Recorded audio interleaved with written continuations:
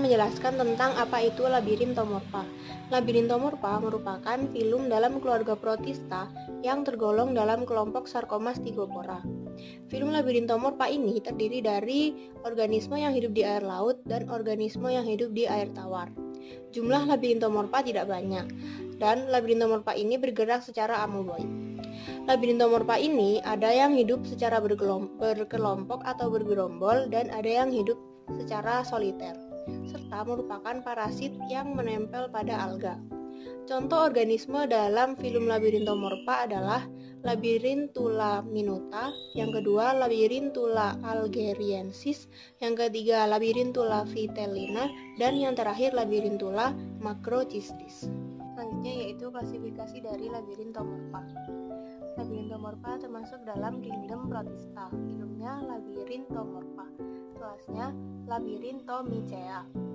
Kemudian ordo Labirinthomorpha, familianya Labyrinthulidae, genusnya Labyrinthula, dan yang terakhir spesiesnya yaitu Labyrinthula sp.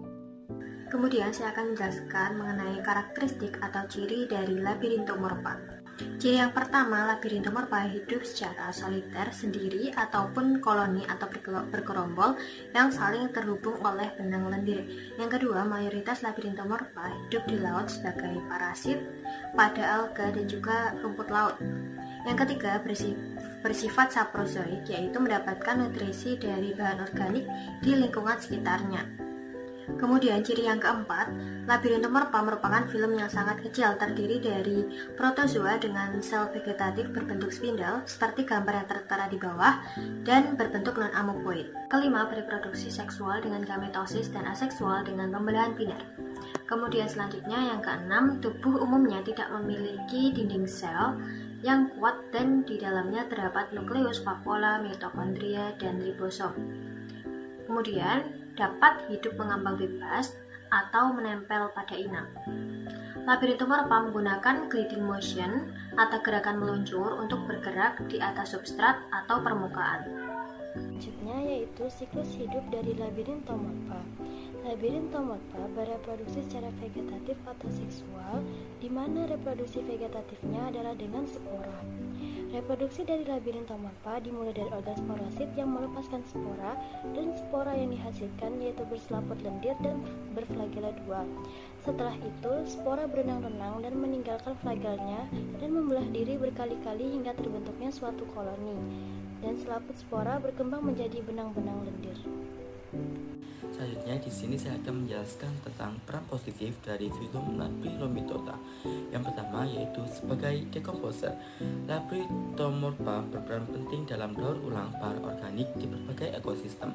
Mereka mampu mencerna zat organik mati seperti daun, sisa hewan, dan bahan organik lainnya. Hal ini mampu membersihkan lingkungan dan menjadikan nutrisi penting bagi organisme lain. Kemudian, peran positif yang kedua yaitu sebagai parasit. Beberapa spesies dari Labirinthomorpha bersifat parasit pada hewan dan tumbuhan. Mereka dapat hidup di dalam tubuh inang dan menyerap nutrisi darinya. Parasitisme ini dapat menyebabkan penyakit pada inangnya, tapi juga dapat membantu mengendalikan populasi inang yang berlebihan. Kemudian, peran positif yang ketiga yaitu sebagai simbion.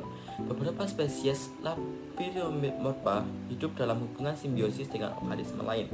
Mereka dapat memberikan manfaat bagi inangnya, seperti perlindungan dari predator atau akses ke nutrisi. Simbiosis ini dapat membantu kedua organisme untuk bertahan hidup dan berkembang baik.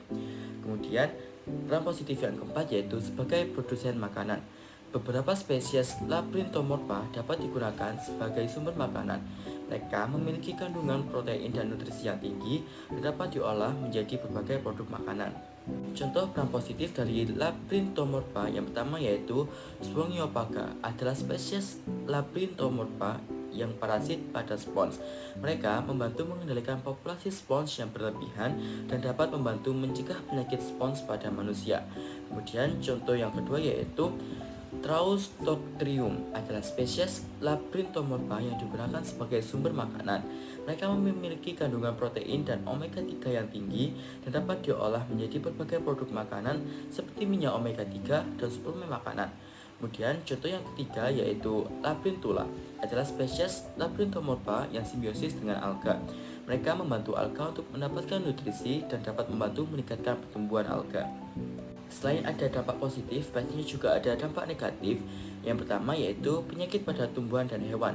Penyakit pada tumbuhan seperti beberapa spesies Labyrinthodonta dapat menyebabkan penyakit pada berbagai jenis tanaman, termasuk tanaman pangan, tanaman hias, dan tanaman hutan. Contohnya yaitu penyakit blight pada kacang kedelai dan root pada tanaman tomat disebabkan oleh spesies Labyrinthodonta. Penyakit ini dapat menyebabkan kerusakan signifikan pada tanaman dan mengakibatkan kerugian ekonomi yang besar. Kemudian, penyakit pada hewan, yaitu spesies Labyrinthodonta juga dapat menyebabkan penyakit pada hewan, termasuk manusia. Contohnya, penyakit whitehead disease pada ikan salmon dan kit root pada ikan lele disebabkan oleh spesies Labyrinthodonta. Penyakit ini dapat menyebabkan kematian pada hewan dan berdampak pada industri perikanan. Selain itu, dampak negatif yang kedua yaitu pencemaran lingkungan. Pencemaran lingkungan ini ada dua. Yang pertama yaitu penyebab eutrofikasi. Beberapa spesies Labyrinthodonta dapat menyebabkan eutrofikasi, yaitu peningkatan kadar nitrogen dan fosfor di perairan.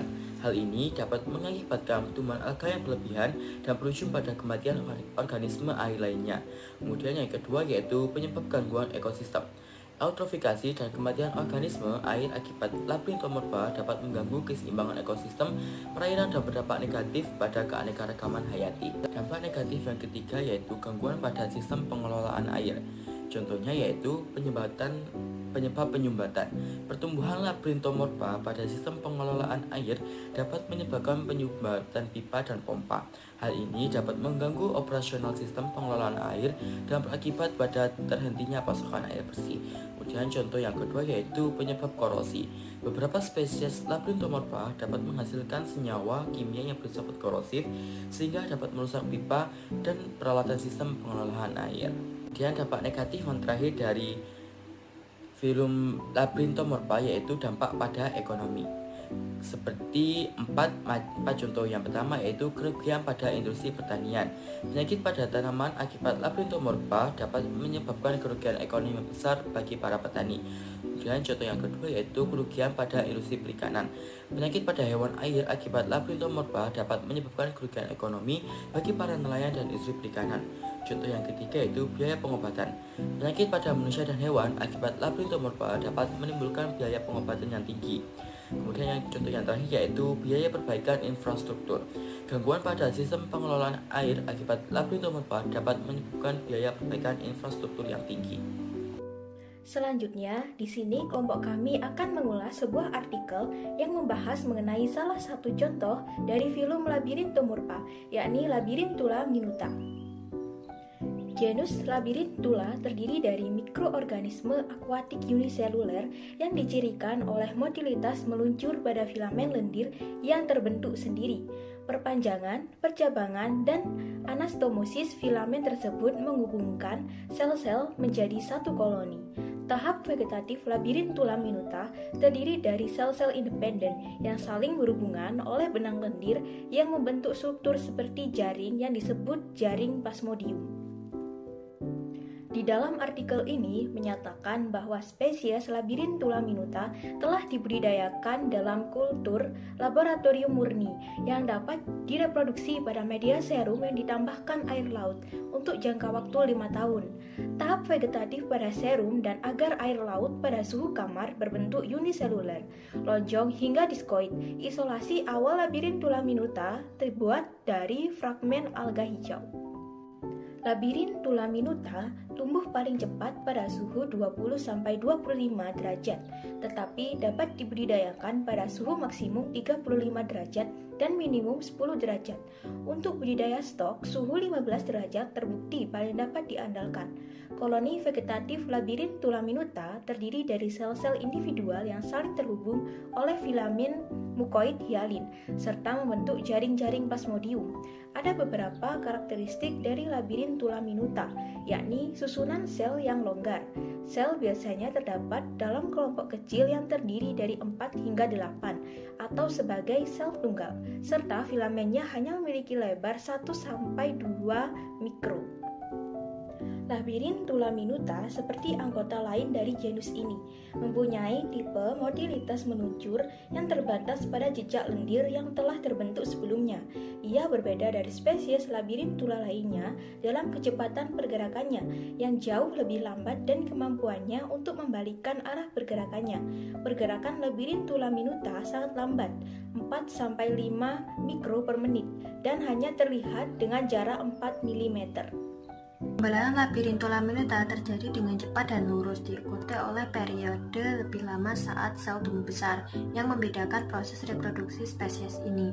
Pembelahan pertama terjadi secara horizontal setelah sel mencapai ukuran maksimumnya. Dengan sel anak biasanya pembelah dalam waktu 30 menit. Pembelahan kedua terjadi secara vertikal setelah itu. Setelah pembelahan kedua, sel-sel dapat berpisah atau tetap dalam formasi tetrad selama beberapa jam sebelum pemisahan. Ukuran setiap sel bertambah setelah pembelahan kedua. Labirintula minuta adalah salah satu anggota genus yang diketahui secara teratur mengembangkan struktur berinti banyak yang relatif besar ketika ditanam pada media agar padat. Bentuk seperti ini hanya terjadi pada sentimeter pertama pertumbuhan di pinggiran koloni pada kultur berumur 1 minggu atau lebih.